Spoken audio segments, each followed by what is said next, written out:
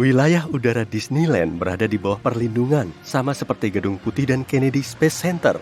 Siapapun dilarang terbang di atas taman hiburan itu tanpa izin khusus. Pembatasan ini diperkenalkan pada tahun 2003 demi alasan keamanan.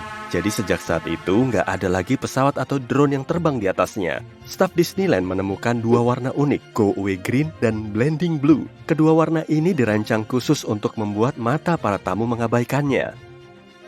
Go Away Green digunakan untuk mewarnai bangunan di belakang panggung untuk menghilangkannya dari penglihatan tamu serta menyamarkan semua pekerjaan konstruksi sementara yang sedang berlangsung. Jadi kalau kamu nggak mencari objek ini secara khusus, matamu cuma akan melihat semua objek nggak penting yang dicat dalam warna ini. Tujuannya agar kamu lebih fokus pada objek yang lebih penting, seperti atraksi dan bangunan jadi. Kamu bahkan bisa aja melintasi suatu taman tanpa melihat pembangunan yang sedang terjadi di depan matamu. Blending Blue digunakan untuk membuat bangunan menyatu dengan langit. Banyak bangunan di tempat ini yang bagian atapnya dicat dengan warna khusus, sehingga tingginya nggak terlihat seperti aslinya. Untuk taman di Florida, warnanya disesuaikan dengan rona langit yang biasa terlihat di Florida. Go Away Green dan Blending Blue sering digunakan dalam kombinasi untuk melukis bangunan yang ingin Disneyland sembunyikan dari pandanganmu. Bagian bawah bangunan biasanya dicat dengan Go Away Green hingga kira-kira setinggi pohon, dan sisanya dicat biru agar berbaur dengan warna langit. Hasilnya, bangunan jadi kurang terlihat. Dengan begini, kebanyakan pengunjung bisa menikmati atraksi Disney yang indah dan penuh dengan keajaiban. Disneyland juga menggunakan warna dan perspektif paksa untuk membuat bangunan di sana kelihatan lebih besar dari aslinya. Salah satunya yaitu Kastil Sleeping Beauty. Batu bata yang digunakan di bagian atas kastil lebih kecil dari bawahnya agar kelihatan lebih tinggi. Tempat ini juga menggunakan aroma untuk membuat tamannya semakin menarik. Di sekitar taman ada banyak mesin pemompa aroma yang tersembunyi di dalam bangunan.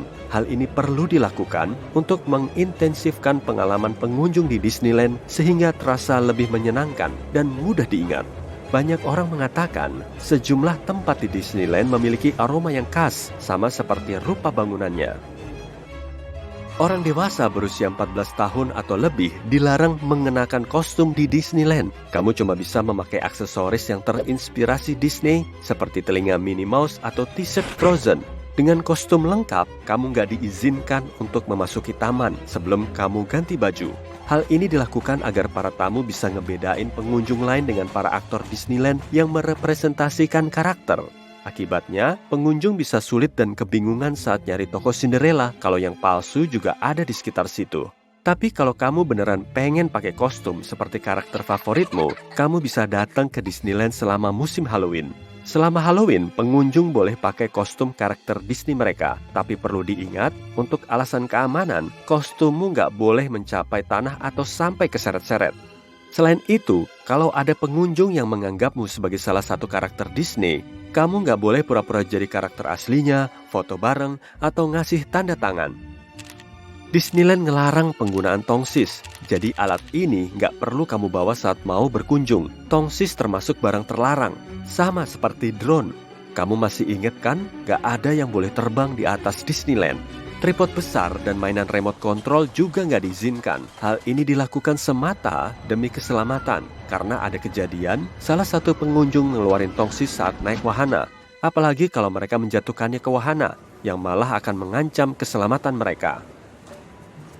Item lain yang juga dilarang adalah kursi lipat.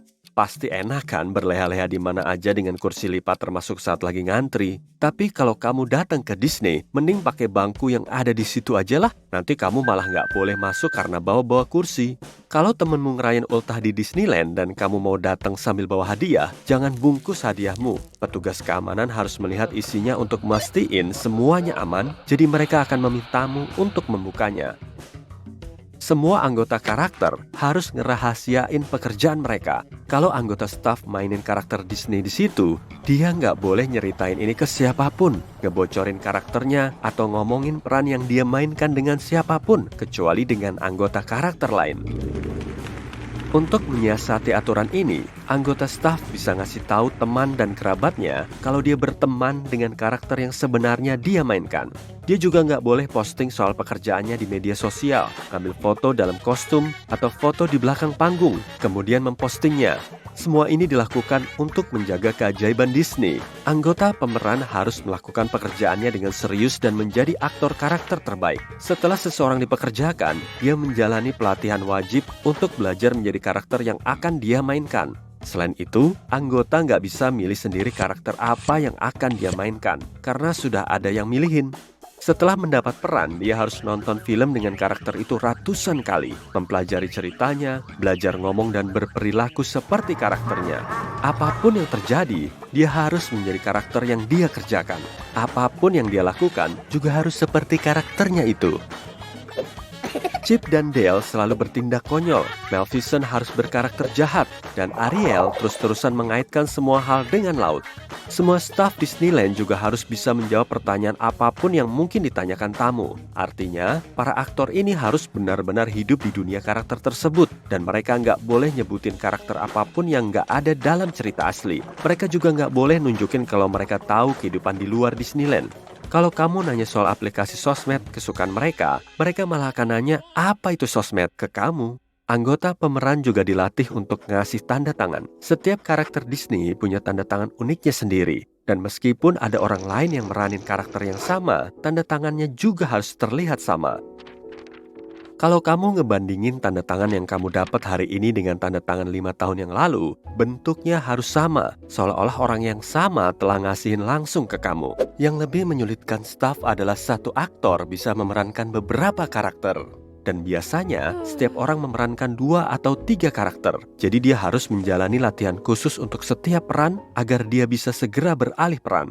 Semisal hari ini kamu jadi putri salju yang cantik, besoknya lagi kamu udah jadi Merida yang mandiri dan tak kenal takut. Untuk membuat pengalaman tamu senyaman mungkin, staf melakukan pekerjaannya dengan baik agar taman di situ tetap bersih. Tiap anggota staf, baik tukang kebun, Goofy, atau Putri Aurora, harus mengambil sampah yang dilihatnya di sepanjang jalan. Tiap karakter ini tentu harus melakukannya dengan elegan dan natural, biar nggak mengundang perhatian. Dan malahan, setiap aktor menjalani latihan khusus untuk mengambil sampah layaknya karakter Disney sejati. Untuk menjaga keajaiban dan pengalaman para tamu, staf juga menggunakan bahasa rahasia. Mereka memakai banyak kode sehingga tamu nggak mendengar informasi yang seharusnya nggak mereka dengar. Kode 101 berarti ada sesuatu yang nggak berfungsi, dan kode 102 digunakan saat semuanya kembali normal. Jangan langsung tersanjung saat sejumlah anggota pemeran memanggilmu tamu berharga. Banyak sekali orang yang berperilaku buruk di Disneyland, dan mereka sering memprovokasi para staf. Tapi anggota pemeran harus tetap dalam karakter, bahkan saat kondisinya menyulitkan mereka. Jika ada tamu yang suka nyari gara-gara dan nyebelin, anggota staf bisa nyebut mereka sebagai tamu berharga untuk melepaskan amarah atau memperingatkan rekan kerja mereka tentang sikap orang tersebut. Kalau ada orang yang sangat kasar, mereka bisa digiring secara baik-baik tapi tegas oleh petugas keamanan. Pengunjung yang berperilaku kurang baik, misalnya motong saluran listrik atau melanggar aturan kunjungan, bisa dilarang datang ke tempat ini selama setahun. Kalau pelanggarannya lebih serius, pihak manajemen juga bisa melarang orang tersebut mengunjungi Disneyland dan Disney World secara permanen. Di Disneyland, semua anggota staf saling memanggil nama depan mereka. Tapi kalau sejumlah orang memiliki nama yang sama, hal ini bisa membingungkan. Jadi kalau sudah ada satu orang bernama Betty, kemudian ada Betty lain masuk ke tim, anak baru ini akan mendapat nama pengganti sementara. Dia akan mengenakan tag dengan nama barunya dan dipanggil seperti itu selama dia ada di situ.